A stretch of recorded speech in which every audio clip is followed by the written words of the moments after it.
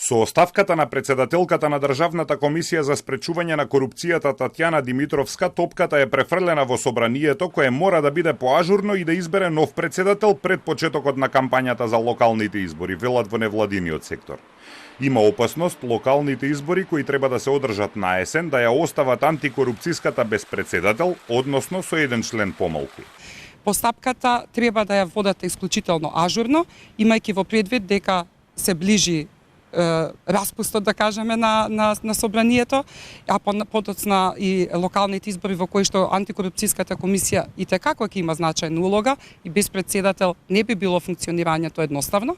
Треба да бидат исклучително ажурни и брзи во спроведувањето на активностите и имајќи го предвид претходниот избор и забелешките кои што како граѓански сектор ги имавме, да се надеваме дека ги научиле грешките од минатото и дека ќе видиме еден транспарентен избор, еден објективен избор, со што ќе се дополнително карене рейтингот и значењето на комисијата, антикорупцијската комисија.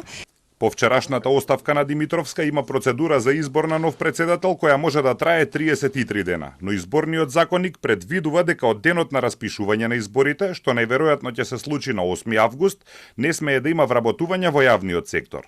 Од собранието вчера не појаснија како ќе течат роковите за избор. Во меѓувреме антикорупцијската ја води заменик председател.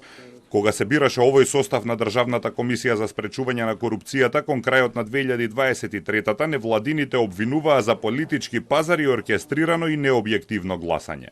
Само 2 од 7 неизбрани членови добија високи оценки од невладиниот сектор. Димитровска, например, беше избрана со по 100 бода од политичките партии, но по само 20 од невладиниот сектор. Обвинението против неа дополнително го разниша кредибилитетот на комисијата. Останатите членови сега треба да станат поактивни и да и покажат на јавноста дека се спремни да излезат од сенката на сето ова што се случува. Би било добро да станат медиумски повидливи со нивната работа и ставови, вели Камиловска Трповска.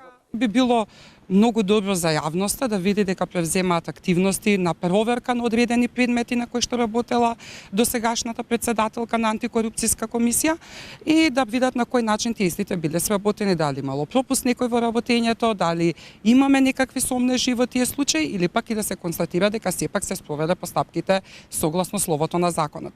И да, сега во овој момент антикорупцијска ќе каже дека сепак нели тоа се едни колективни одлуки, дека никогаш не се носат одлуките самостојно од страна на еден комисионер, но сепак, особено онаму каде што била известител председателката, има голема улога известителот во самите случаи. Димитровска е обвинета за оддавање службена тајна на осомничен, како и за компјутерски фалсификат. Се товари дека во нејзино име колега и полагал за безбедносниот сертификат за пристап до државни тајни.